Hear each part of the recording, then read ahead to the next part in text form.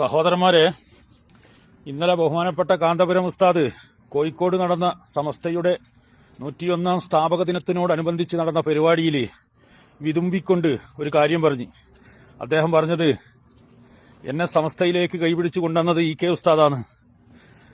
അതിനുശേഷം എന്നെയും E K ഉസ്താദിനെയും ചില ശക്തികൾ തെറ്റിപ്പിക്കാൻ വേണ്ടി ശ്രമങ്ങൾ നടത്തി, തെറ്റിപ്പിച്ച് എന്നൊക്കെ അതിനെക്കുറിച്ചിട്ടുള്ള കാര്യങ്ങളാണ് പറഞ്ഞത്.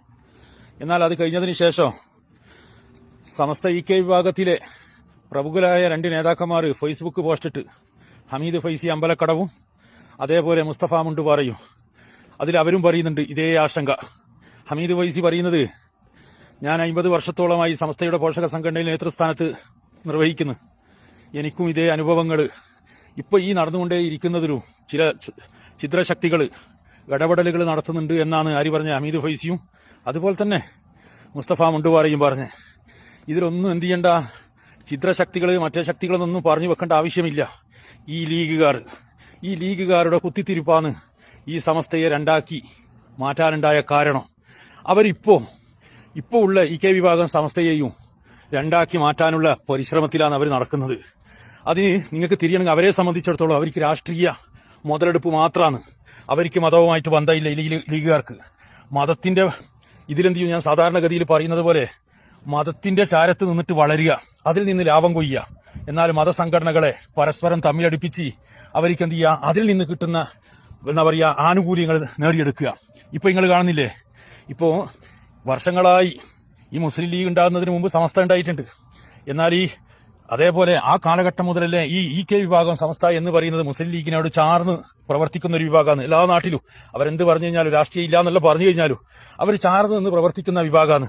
എന്നാൽ അതിന്റെ മറവിൽ മറ്റുള്ളവരെല്ലാം എന്ത് ചെയ്ത് അടിച്ചൊതുക്കാൻ വേണ്ടി ശ്രമിച്ച് ഈ ലീഗുകാരാണ് ഇത് ശ്രമിക്കുന്നത്. അങ്ങനെ ഇപ്പം കണ്ടിടാ, ഇപ്പം ഈ കാന്തപുരം വിഭാഗവുമായിട്ട് ലീഗുകാരെടുത്ത്, ലീഗ് നേതാക്കന്മാരെടുത്ത് ഇന്ന് വരെ കയറിപ്പോകാത്ത സ്ഥാപനങ്ങളിലേക്ക് സ്ഥിരം കയറിപ്പോകാൻ വേണ്ടി തുടങ്ങി.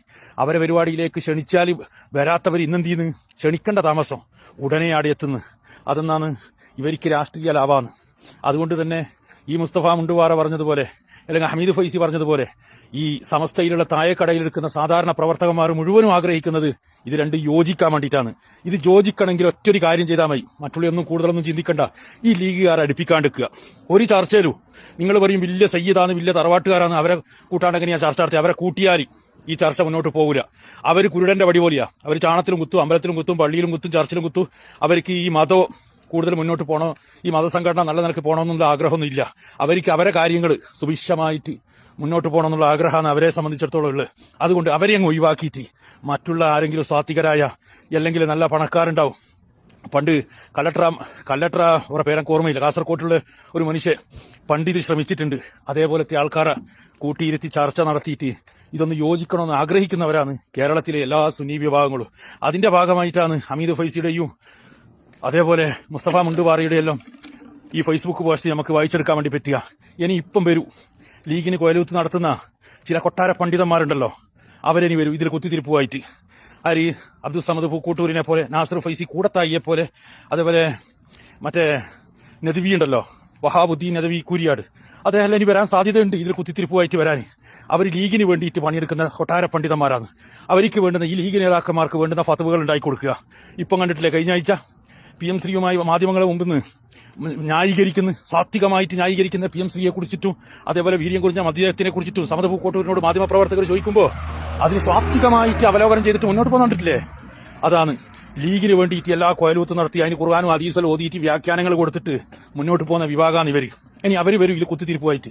ആ കുത്തിത്തിരിപ്പിനൊന്നും പൊതുസമൂഹമോ നേതൃത്വമോ നിൽക്കാതെ കൃത്യമായ രീതിയിൽ ഈ 2 വിഭാഗവും യോജിച്ചിട്ട്, സുന്നി പ്രസ്ഥാനങ്ങൾ യോജിച്ചിട്ട് മുന്നോട്ട് പോകാനുള്ള ശ്രമങ്ങൾ നടക്കട്ടെ. അതിന് നേതൃത്വം നൽകുന്നുണ്ട് എന്ന് പറയപ്പെടുന്ന ബഹുമാനപ്പെട്ട കാസർകോട്ടുള്ള കുമ്പോൽത്തങ്ങൾ, അവരുടെ നേതൃത്വത്തിൽ ചർച്ച നടക്കുന്നുണ്ട് എന്ന് പറയപ്പെടുന്നു. ആ ചർച്ചയിലും കുത്തിത്തിരിപ്പുണ്ടാക്കാൻ വേണ്ടിയിട്ട് ഈ ലീഗ് ശക്തികൾ ഇടപെടും. അതിനെല്ലാം കരുതി മുന്നോട്ട് പോകാൻ നേതാക്കന്മാർക്കും അതേപോലെ ആ ഉൾക്കൊള്ളാൻ ഈ പ്രസ്ഥാനത്തെ സുന്നത്തി ജമാഅത്തിനെ ഇഷ്ടപ്പെടുന്ന പ്രവർത്തകന്മാർക്കും സാധിക്കട്ടെ എന്ന് ആശംസിക്കുന്നു.